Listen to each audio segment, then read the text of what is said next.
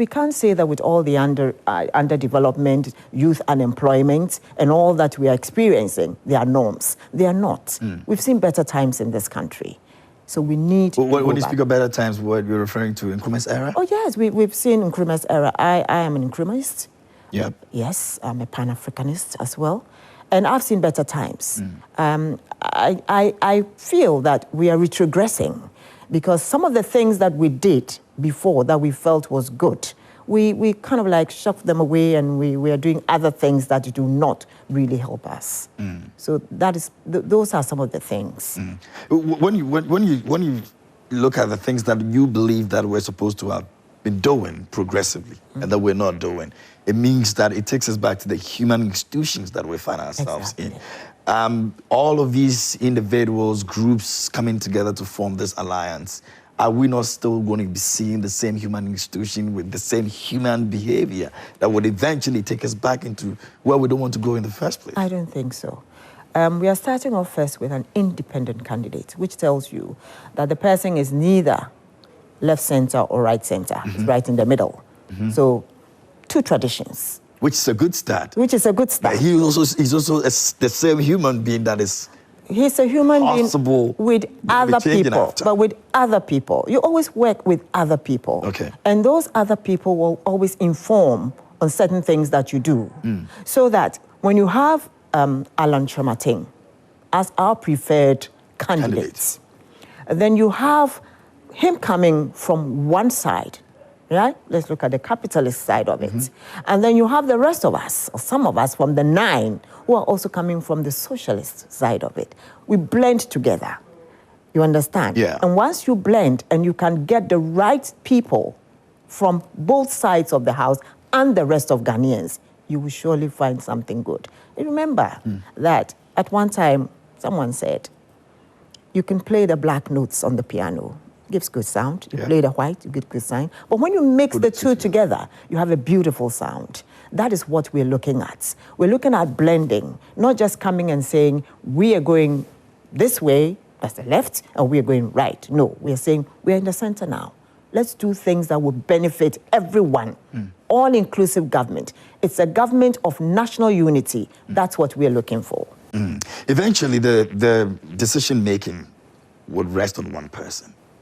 I understand what other impacts the rest will make moving forward in terms of policies and all of that, but the bus would always stop at one person, which happens to be the flag bearer. Yes. How do you navigate your way around? That is how come together we sat, we discussed, we put this document together. This is our guiding principle. This is what we're all going to believe in. We're all going to stick to the rules. And beyond the executive power, he believes in this? Yes, he believes in this. We believe in it. And you trust that? I trust him. You cannot do business with anybody you don't trust. I trust him. Very well, but people change. People do change. We've seen this before. We've yes, seen we the have. government promise a lot of things that wouldn't be there. We see them. But you know, everyone is different. And sometimes situations make you see how people are and whether they will change or not. Have you tested that when it comes to Alan? Yes. How? I have known Alan. I have known Alan. Let's just say, on a personal ground, I have known him. Okay. As a senior of mine in school. His wife is a junior of mine in school. I have seen him work with AGOA. Okay. I have seen the profits that people have made, the impact that it has had on society, on women, on the youth, on the creative arts. I have seen that. I have seen what Improtech brought. I have seen so many other things that he was in the front line that he has been able to achieve. So when I look at his achievements and I look at the things that he's been able to do as an individual, it gives me hope that all is not lost, that together with those of us who are coming with a different mindset, we will get somewhere. You understand, governance is a very broad and a big deal. Yes, it is. Have the team explored that angle as well? We have looked at all aspects of other governance structures, their inputs, and we have together again agreed on certain principles that we believe will be good for our people. And we believe that this is not the time for us to be talking of politics, ethnic politics, religious politics, regional politics. Those are divisive. We're talking of cohesion. Let's all of us come together, unified form as Ghanaians, and help each other out as Ghanaians. Nationalism is lost on this country. Patriotism is lost on this country. We are having partisan politics go ahead of the nation Ghana. So much so that everything that we're doing in this country is because of my party. I belong to this party. My party has this manifesto, and that's where I'm going to go. No. But most of the leaders are going towards that route. Yeah, in fact, he came under criticisms for speaking in that direction as well. If you remember, when he spoke about religion and the fact that he's a Christian, and so he wanted people to understand where he's coming from. Is it not the same thing that we're preaching against? It's not, because he was making a statement. He particularly said, a Christ-like person. What are the attributes? A lot of people thought that he was just also playing the religious card with regards to that. Since he made that statement, have you seen him make that statement again anywhere? Not anymore, but then it's so that tells you that he's a leader that listens. Okay, you understand? So yeah, that would be a different conversation. Exactly, but we still have people. But we still have people going around, still going on the same tangent. Yeah, because I mean, a lot of people were buying into the idea before that came up. But that is a very dangerous way to go. I mean, it's something that must be condemned. So if he came out with a statement to him talking about Christ-like, and then people didn't like it, he stopped it. That stops the back. We must all agree that it's wrong. So we've stopped. So it is something he understood and accepted that indeed maybe I was misinterpreted somehow, and so I take the blame for that, and that's it. Let's move on. Let's move on. Okay, so it wasn't the usual.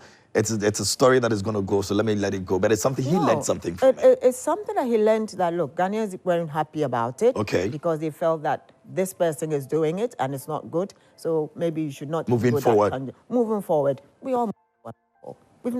We've never had a situation in this country where we feel that there is a Muslim here or a Christian there. It's always been one Ghana. You know, we've never really had any confrontation as people. With any particular religion, be it a traditional religion, be it anything. We've always moved along as one people, and we intend to do that. Because the peace and tranquility that is demanding of us to be able to develop, to be able to create the viable jobs for our youth lies on the fact that we are one people. One of the biggest issues that seem to come up anytime that the conversation about Alan comes up is the fact that it has to do with his defect from the NPP to where he is right now. A lot of the NPP and the NDC believe that, well, he could have done better staying there if indeed he wanted to help in developing the country instead of moving away. Others also believe that he probably saw that he could do better on his own, you know, without having to be in the NPP. I don't know where he sits when it comes to this and how he tends to, you know, explain himself. For me, that is not a problem. If he was an NPP member and he decided to walk away, probably he believes that he can do better, or he had a vision that he felt he needed people. Do it without being in the NPP? Without being in the NPP. National Vice Chair, the Convention People's Party. So what would I be doing with Alan? But we're looking at a greater picture, that is Ghana.